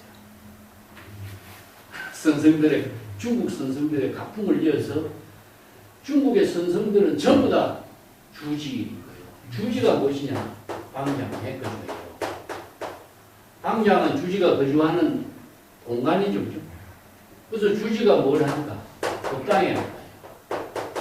법당에 올라서 상당설법, 상당 시중 설법을 합니다. 이것은 주지하는 일이 살림 사는 사람이 아닌 거죠. 사찰에 살림 사는 사람 누구였죠? 원주지, 원주. 그걸 지사라고 해요, 지사. 주지는 법당에서 상당 시중 설법하는 사람이요. 그러면은 주지가 지닌 사람은 무엇입니까? 바로 정법의 안목을 부족하는 거죠. 여기서 설봉선사는 노성은 주지하는 일이 바쁘다 한데 주지하는 일이 살림 사는 일이 주지하는 일일까요? 자, 주지라는 말을 하고 우리가 자주 쓰는 말이 총지란 말이 말씀이지. 네, 총지, 법지, 수지. 이 전부 다 똑같은 말인데 이것은 전부 다 정법의 안목을 부족한 입장을 표현합니다. 이게 불법을 주지했다 이런 말을 쓰죠. 불법을 주지했다라고 하는 말과 같아요. 그래서 불법을 주지했다라는 말의 내용은 뭐냐? 불법에 대한 정법의 안목을 부족했다는 이야기죠. 이 불법의 지혜를 자유자재로 작가 선지식으로 역할을 해서 법당에 올라서 시중 설법을 할 수 있는 것이 뭡니까? 작가 선지식의 독자적인 방편 본문을 제시해서 수행성들을 안목을 열게 하고 방편의 지혜로 독자적인 본분사를 할 수 있는 거잖아요. 자, 여기서 이제 일이 번거롭다 하는 말이 본분사예요. 주지 일이 번거롭다. 번거롭다라고 하는 것은 주지 일에 최선을 다한다 이런 말이죠. 바쁘다 이런 말이 아니라 주지하는 일에 자신은 최선을 다하고 있다. 그렇기 때문에 주지라는 것은 시절 이전에 상당 시중 설법하는 일, 제자들을 지도하는 일, 작가 선지식으로서 방편의 지혜로서 학인들을 하는 일, 살림 사는 사람이 주지가 아니고요. 네. 그래서 자기 본분사 작가의 선지식으로서 방편 법문을 제시하고 설법하는 이런 뜻이죠. 자, 이것을 바로 이제 선생들은 뭐라 그래요? 오상의 차절 이랬죠, 그죠? 이제 동산장계선사는 나는 항상 지금 여기에 절실한 삶을 살고 있다. 간절하고 절실한 삶을, 지혜로운 삶을 살고 있다. 이렇게 배우고. 단지 지적해서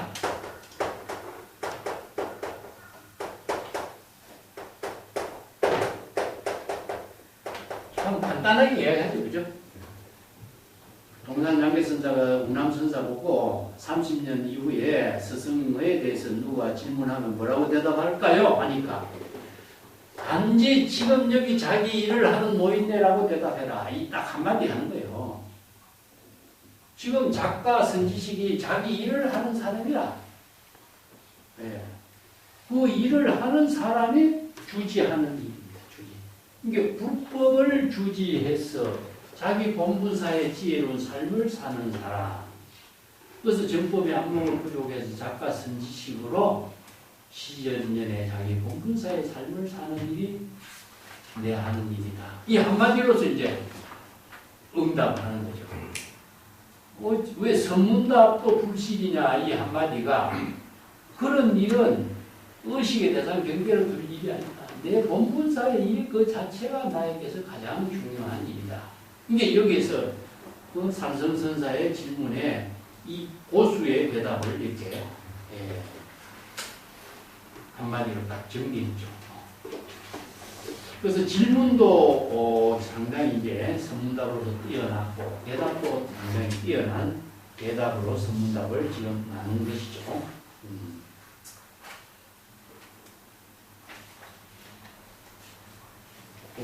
뒤에 보면은 뭐 내가 책에 있는 내용은 거의 다 정리가 된 것 같고 오늘 이 선문답에 대해서 한번 정리를 다시 해보겠습니다. 삼성선사가 투망을 뚫고 나온 황금잉어는 무엇을 먹고 사는가? 결국은 생사해탈, 입신 출세하고 생사해탈한 출세간의 지혜를 부족한 입장을 이제 진정 견해를 갖춘 묘용을 부족한 입장을 질문한 거죠. 그런데 설공선사는 나는 주지하는 일이 바쁘다. 그래서 불법을 주지한 입장의 시절인연의 자기 본분상, 즉 인재하는 말은 수처작주 정의적이지. 자, 이걸 다른 말로 수연성이다. 북수자성 수연성이다. 이게 이런 말이 경전이라든가 다른 선생들의 말에서 각자 왜 다를까? 동사는 이렇게 말하고 운합은 이렇게 말하고 인재는 수처작주 입처개진이라고 말하고 북수자성 수연성이라고 이야기하고 지금 여기 자기 본분사라고 이야기하고 왜 말이 이렇게 다양한 언어가 나오게 됐을까? 바로 전부 다 작가 선지식이 독자적인 안목으로 독자적인 방편의 지혜로 제시하는 언어들이 지금 우리가 여러 가지 어록을 보니까 이런 언어가 같은 내용이라는 사실을 알 수 있잖아요. 그죠? 이게 남의 옷을 빌려 입는 것이 아니라 독자적인 안목으로 자신의 방편의 지혜로 자신의 본분사의 일을 하는 거죠. 이 때문에 이런 언어를 창조하는 것 자체가 그냥 나오겠어요. 작가가 된다 하는 말은 우리가 소설을 쓴 사람이 작가라고 하지만 나는 항상 사유란 말을 써요. 우리가 미륵 방가 사유상 생각해봐. 항상 불법에 대해서 사유하는 거예요. 불법의 모든 방편의 언어는 이 사유를 통해서 작가의 창조적인 지혜의 언어로 이루어지는 거거든요. 그 환경에 우리가 신망계송하지만 신망계송이 어떻게 이런 방편의 언어를 다양하게 이렇게 창조해서 이런 출세간의 지혜를 제시했는가? 우리가 읽어보고 볼 때마다 항상 감탄. 책을 안 읽는 사람은 이런 것을 못 느껴요. 어떻게 이렇게 다양한 언어를 다양하게 제시할 수 있는 방편 법문을 제시했는가. 정말 감탄이에요.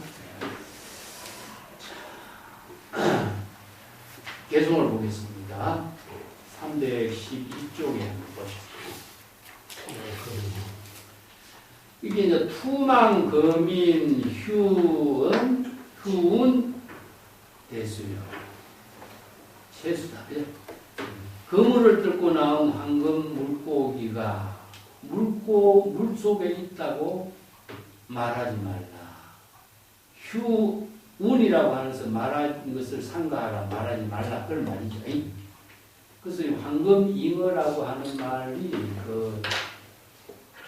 이제 삼성선사의 이 선문답에 의해서 중국에서 선성들의 어록 속에 자주 등장됐다고 볼 수 있는데, 그 시편 다음에도 이게 나오거든요. 시편 다음에도 보면 황금 잉어가 이제 나오고, 투망, 거민, 유채수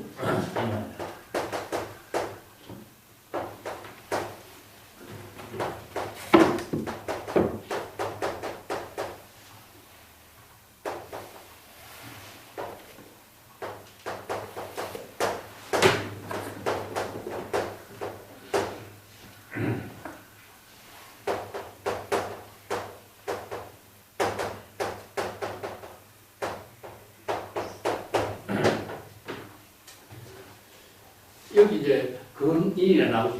똑같이 삼성선사의 대화의 내용이 그대로 나오는데, 그물을 뚫고 나온 황금잉어가 여전히 물속에 그대로 남아있다. 그리고 해수성마 출사롱이라.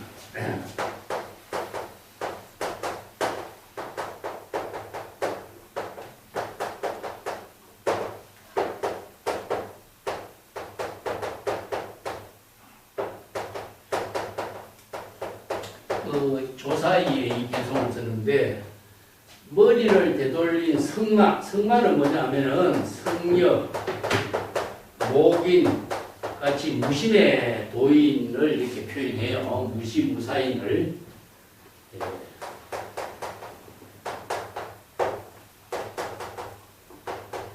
그래서 무시무사의 경계를 이제 성마에다 표현해요. 머리를 돌린다 하는 것은 뭐죠? 중생의 세계로 가는 길에서 출세간의 지혜를 이루게 하는 재불열애의 본래의 집으로 머리를 되돌린 거죠. 우리가 시구도에서 소 머리를, 코피를 돌려가지고 머리를 돌리잖아요. 이게 본래의 집으로 되돌아가는 길로. 이게 번뇌 망념으로 숲으로 가는 소 머리를 되돌려서 본래의 집으로 되돌아가도록 머리를 돌리는 거예요. 이거 뭐냐면 이걸 이제 전이라고 그래요. 전이 전신 이런 말을 쓰는데, 이게 전이 전신이라는 말을 다름한다면 우리가 화엄경에서 일체종신전이에요. 일체유심조인데, 일체유심조의 마음작용을 중생심을 진여본심으로 되돌리는 걸 말해요. 그러니까 이것을 이제 표현해서 시부도 같은 데서는 소의 머리를 되돌린다 이렇게 표현해요. 이게 중생심에서 진여본심으로 소의 머리를 되돌린 성막, 무심의 경지는 사롱을 벗어났다. 사롱이라는 말은 무엇이냐면 비단으로 대나무에 옛날에 왜 그 중국 사람들이 등을 만들잖아. 대나무로 등을 만들어가지고 그 안에 불을 켜놓고 비단으로서 아름답게 감싼 것을 사롱이라고 해요. 이게 초롱이지, 초롱 등을 비단으로 감싸서 장식한 거죠. 그때 중국 가면 거리에 막 쫙 해놓은 거죠. 이걸 사롱인데, 사롱을 벗어났다. 이 말은 무엇이냐? 대상 경계를 벗어났다는 뜻입니다. 이게 눈에 보이는 대상 경계가 있으면 중생이 되겠죠. 그죠? 이게 무심무사의 성마이기 때문에 무심무사의 경지는 대상 경계가 없는 거예요. 그리고 중생심으로 가는 목을 본래의 집으로 목으로 되돌랐기 때문에 대상 경계가 초월한 입장이기 때문에 대상 경계가 없는 것을 이렇게 표현해. 자, 이것은 아직까지 물에 머물러 있는 물고기고, 무심의 경지가 돼야 사롱을 벗어났다. 이거 시편담에서 이렇게 개성을 읊어요. 가운데 그런 구절도 있고 또 우문에서 황금의 물고기가 금색이 되어서 잉어가 되어서 이제 용이 된다는 삼단폭포 이야기는 아까도 뭐 이제 자주 이야기했지만은 그 재미난 이야기가 삼단폭포가 생사의 그물을 뚫고 나와서 큰 잉어가 용이 되면은 이제 보통 중생의 세간에서 먹이를 먹지 않고 출세간의 만야지혜를 통해서 이루어진다. 이런 이제 중국 선성들이 이것을 이제 활용해서 이야기해요. 그리고 그 선성들이 그 성천하면 욕이 되고 선성들이 그 뭡니까 출세하게 된다면 전부 다 용이 된 입장을 출세에다 비유해요. 그래서 입신 출세도 여기다 비유하고 그 과거 시험에 합격하면요 잉어가 용이 돼서 과거 시험에 합격된 것을 소미열이라고 해요. 소미.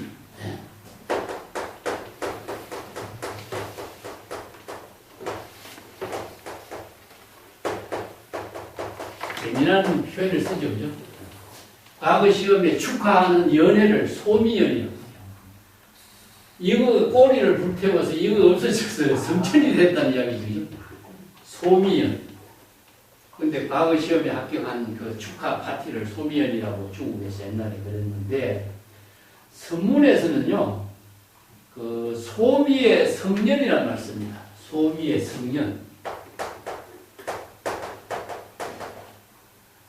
참 재미난 표현이 있어요. 이런 것이 우리나라에는 없는 것 같아요. 근데 중국에서는 소미의 성년이라는 말 써. 소미의 성년은 누가 하느냐면요. 선문에서 제일 수자가 직책을 잘 이렇게 마치고 조실이 되면 소미의 성년이에요. 선문에서 제일 수자는 다음에 조실이 될, 주지가 될 예비 후보잖아요. 이 때문에 주사의, 수자의 직책을 잘 마치면은 이제 조실이 되니까, 주지가 되니까, 그때 그 사람을 축하하는 그 법회를 이렇게 소미성년이 이렇게 표현해요.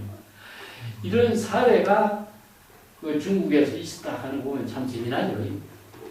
이런 언어를 가지고 이제 선언에서도 가지고 이렇게 참 응용을 하고 있습니다. 그 다음에 그 물에 머물러 있다고 말하지 마라. 거미는 바로 성천에서 용이 되는데 어떻게 물속에 머물러 있다고 말할 수 있겠느냐. 여기서는 이제 삼성선사 같은 사람은 설봉을 찾아와서 대화를 했지만 설봉이 그물을 뚫고 나오면 말해주겠다라고 한 말은 삼성 같은 안목을 갖춘 사람에게는 맞지 않는 소리다. 이런 말이죠. 예, 그걸 이제 이렇게 읊은 겁니다. 그 원호 국건선사도 그 삼성 같은 사람은 그물을 뚫고 나서 활발하게 자유자재한 경지에서 그물을 찍고 그 성천해서 구름 속에 멀리 용이 되어서 자유자재한 경지에 활약하고 있는 경지를 이룬 사람인데 어째 설봉 당신은 그 바보같이 그물 뚫고 나오면 말해주겠다 그런 말 하느냐 이렇게 비판을 해요. 요근 당지요. 그 다음에서 요근 당곤이가 요근 당곤이라고 되어 있네. 이렇게 당지라고 해요. 요근 근곤 이런 뜻인데 여기서 이제 근곤은 하늘과 땅이죠, 그죠? 예. 하늘을 흔들고 땅을 막 움직인다. 삼성선사가 그물을 뚫고 나와서 자유자재하게 활약한 경지에 천지를 움직이고 천지를 진동시킨다. 이렇게 이제 읊은 거죠. 예, 대기대용을 펼친 것은 작가 중에 작가로 과량저인 일체의 모든 용량을 초월한 경지에서 그 천지를 뒤흔드는 역할을 한 선지식이다. 이렇게 평가해요. 그 다음에 진엽, 파미, 이 엽자가 굉장히 글자가 좀 복잡해지죠. 엽자는 수염, 지느러미 이런 뜻입니다. 지느러미 역자인데 여기서 지느러미를 여기서 우리가 황금 물고기의 지느러미 꼬리죠. 그죠? 황금 지느러미를 떨치고 흔들고 꼬리까지도 막 흔들어서 삼성이 용이 성천해서 용의 수염 꼬리까지도 떨쳐버리고 용의 꼬리를 자유자재로 흔들면서 우애자재하게 성천한 경기를 이렇게 읊은 거예요. 예, 성천한 용의 변화하는 기세를 이렇게 이제 읊었습니다. 삼성의 기세는 봄말 시종 처음과 끝 그 여여부동한 경기인데 누가 그것을 대상 경계로 분별할 수 있겠는가? 예, 이렇게 표현했고 나머지 천척 경분이가 천척 경분 홍랑비요. 요거는 삼성이 설봉선사를 행해서 2500 선지식이 화두도 불식이군 이 한마디에 대해서 개성을 읊은 것이 천척 고래가 뿜어내는 거대한 파도는 천길이나 솟았고 큰 고래가 숨을 쉬면서 물을 뽑아내는 것인데 그 물에 뽑아내는 높이가 천길이나 되고 이 말이죠. 그 다음에 큰 파도가 일어나서 그 구름을 솟아오르는 구름처럼 이렇게 뒤엎었다. 이것도 삼성선사가 설봉선사를 향해서 성기의 묘용을 천지를 진동시키는 데에서 이렇게 읊었어요. 고래에다 비유해가지고 파도가 일어나고 산이 무너지는 구름이 솟아오르는 것과 같이 삼성의 기세는 대단했다. 이에 대해서 이제 설봉이 삼성에게 노성 주지하는 일이 바쁘다 하는 말에 대한 개송은 일성내진의 청표이로다. 이 표자는 해오리 바람 표자입니다. 그래서 한마디 일성의 우레소리가 진동을 하니까 청풍 맑은 해오리 바람이 막 일어나게 됐다. 이런 표현인데 나는 주지하는 일이 바쁘다. 이 한마디가 아주 조용하고 편안하고 용기도 없이 보이지만은 청풍을 일으키는 한마디다. 이런 표현이에요. 삼성의 성기작용에 대해서 설봉의 한마디는 너무나 차분하고 조용한데도 그 한마디는 우레가 진동을 하는 것 같고 청풍이 일으키는 것과 같이 아주 무게가 있다. 이게 설봉의 이 한마디 법문이 삼성의 모든 기운을 다 제압한 것처럼 만들어버립니다. 이 표현이요. 삼성의 용맹한 기세를 설봉이 평상심의 묘용으로 아주 편안한 한마디로 대화해. 일상사, 평상사로 대화를 대꾸했다. 이런 표현이죠. 그 다음에 또 청표가 기하니 이래야죠. 청풍이 또 일어났다. 한마디 더 해요. 이 설두선사가 이런 말을, 이런 표현을 잘해요. 다시 한 번 더 강조하는 거예요. 설봉의 한마디는 다시 한번 청풍을 또 다시 한번 일어나게 했다. 이렇게 반복해서 설봉의 법문의 신선한 말인데, 요 뒤에 청풍이 일어났다는 것은 무엇이냐? 한 번 더 새로운 기질은 삼성에게 한 말이 아니라 여기서는 천하의 선지식에게, 천하의 수행자에게 청풍을 일으키는 한 말이다. 이런 의미예요. 앞에 말은 삼성에게 한 말이고 뒤에 한 말은 천하의 수행자에게 청풍을 일으키는 한마디 법문이다. 이런 의미로 표현한 거죠. 참 이런 표현들이 참 재미나게 해놨죠. 그죠? 그 때문에 설두는 청풍의 신선함을 다시 한번 강조해서 설봉의 법문을 수행자들에게 명심하게 했다. 이런 의미죠. 근데 오늘 국본선사가 그 청풍이 어디 있느냐? 이걸 문제로 제시해놨어요. 청풍이 어디 있느냐? 청풍이 어디에 있는가? 어떻게 일어나는가? 청풍을 수행자들은 설봉선사가 선한 이 한마디 본문에서 청풍의 본질이 무엇인가 수행승들에게 문제를 제시하고 있는 거예요. 그러니까 청풍이란 무엇인가? 설봉이 대답한 이 한마디의 청풍이 무엇이냐? 그것을 수행승들에게 제시한 거죠. 청풍이 뭘까요? 설봉이 제시한 한마디 본문의 청풍이 무엇이냐? 오늘 국권선사가 설두가 제시하지 못한 본문을 제시하고 있습니다. 우리가 맑은 바람이란 말 쓰죠, 그죠? 맑은 바람이 뭘까요?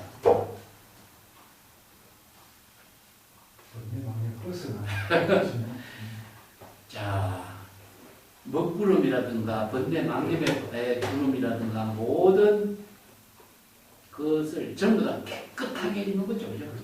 이게 바람이라고 하는 것은요, 새롭게 변화시키게 하는 힘이죠. 근데 맑은 바람이 되는 거야. 혼탁한 모든 환경 분위기를 맑은 바람으로서 싹 변화시키는 거죠. 다른 말로 한다면 뭐죠? 중생심을 불심으로 완전히 전화시키죠. 그렇게 설봉이 나는 주지하는 일이 바쁘다 하는 말이 뭐겠어요? 일체의 불법을 주지하는 일이 바로 청풍이잖아. 이게 수행승들에게 이 문제를 깨달아서 체득하라. 불법을 주지하는 자기 본분사의 일이 바로 청풍이다 이거죠. 이것을 지금 맑은 바람을 다시 한번 일으키게 했다. 맑은 바람이 어디에서 일어났는가? 맑은 바람이 무엇인가? 수행승들은 이것을 잘 참고해라. 청풍을 우주의 근본에서 일체법을 건립할 수 있는 청풍을 일으켜라. 이런 말이죠. 그죠? 천하인간의 지기이여 천하의 천상계나 인간계나 천상계 인간계는 불법을 수행하는 세계를 말하는데 천상계 인간계에서 불법을 수행하는 모든 사람들이 이 청풍이 일어난 설봉선사의 이 본문 청풍이 일어난 사실 청풍을 일어난 그 본질이 무엇인가를 아는 사람이 몇 명이나 돼요. 이게 바로 마지막 본문으로 제시하는 거죠. 청풍이 어디에 있는가? 이것을 문제를 자, 마칩시다. 감사합니다.